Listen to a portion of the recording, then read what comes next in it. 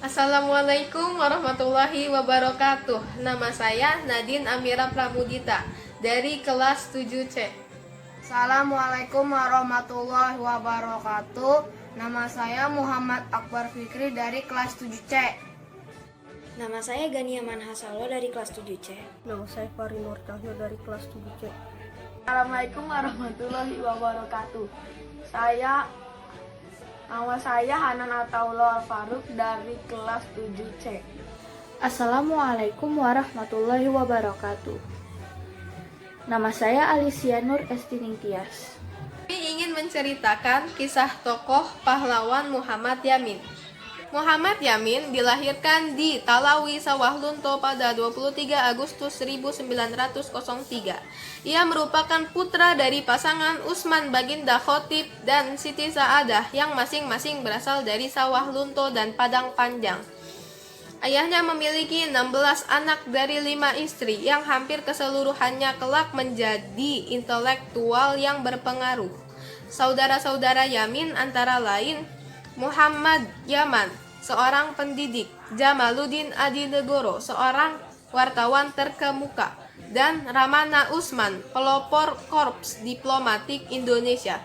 Selain itu, sepupunya Muhammad Amir juga merupakan tokoh pergerakan kemerdekaan Indonesia. Yamin mendapatkan pendidikan dasarnya di Hollands Inland School atau HIS di Palembang. Kemudian melanjutkannya ke Elgemen Middlebury School atau AMS di Yogyakarta. Di AMS Yogyakarta, ia mulai mempelajari sejarah purbakala dan berbagai bahasa seperti Yunani, Latin, dan Kei.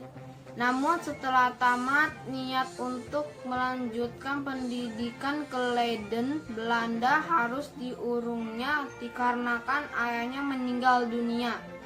Ia kemudian menjalani kuliah di Rijkshogeschool te Batavia atau Sekolah Tinggi Hukum di Jakarta yang kelak menjadi Fakultas Hukum Universitas Indonesia, dan berhasil memperoleh gelar Mister in the Rechten atau sarjana hukum pada tahun 1932.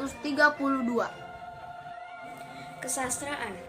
Muhammad Yamin memulai karir sebagai seorang penulis pada dekade 1920-an. Semasa dunia sastra Indonesia mengalami perkembangan, karya-karya pertamanya ditulis menggunakan bahasa Melayu dalam jurnal Jong Sumatera, sebuah jurnal berbahasa Belanda pada tahun 1920. Karya-karya terawalnya masih terikat kepada bentuk-bentuk bahasa Melayu klasik. Kemudian pada tahun 1922, Muhammad Yamin muncul untuk pertama kali sebagai penyair dengan puisinya Tanah Air. Yang dimaksud dengan tanah airnya yaitu adalah Minangkabau di Sumatera. Tanah Air merupakan himpunan puisi modern Melayu pertama yang pernah diterbitkan. Politik. Karir politik Yamin dimulai ketika ia masih menjadi mahasiswa di Jakarta.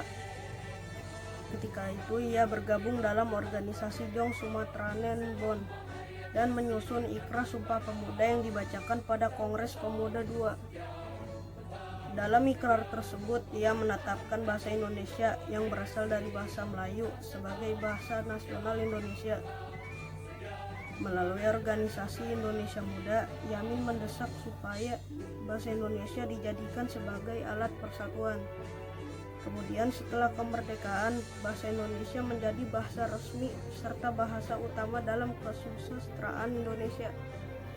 Setelah kemerdekaan, jabatan-jabatan yang pernah dipangku Yamin antara lain anggota DPR sejak tahun 1950, Menteri Kehakiman 1951, Menteri Pengajaran Pendidikan dan Kebudayaan, Ketua Dewan Perancang Nasional dibantu 3 wakil ketua, yaitu Ukar Bratakusumah dan Sukardi dan Sakirmah melalui UU 080 tahun 1958. Menteri Sosial dan Kebudayaan dari 1999 sampai 1960, Ketua Dewan Pengawas IKBN antara 1961 sampai 1962, dan Menteri Penerangan 1962 dan 1963. Bintang Mahaputra Republik Indonesia, tanda penghargaan tertinggi dari Presiden Republik Indonesia atas jasa-jasanya pada nusa dan bangsa. Tanda penghargaan dari Korps Polisi Militer sebagai pencipta Lambang Gajah Muda dan Panca Dharma Korps. Tanda penghargaan Panglima Kostrat atas jasanya menciptakan Pataka Komando Cadangan Strategis Angkatan Darat. Sekian dari kami. Wassalamualaikum warahmatullahi wabarakatuh.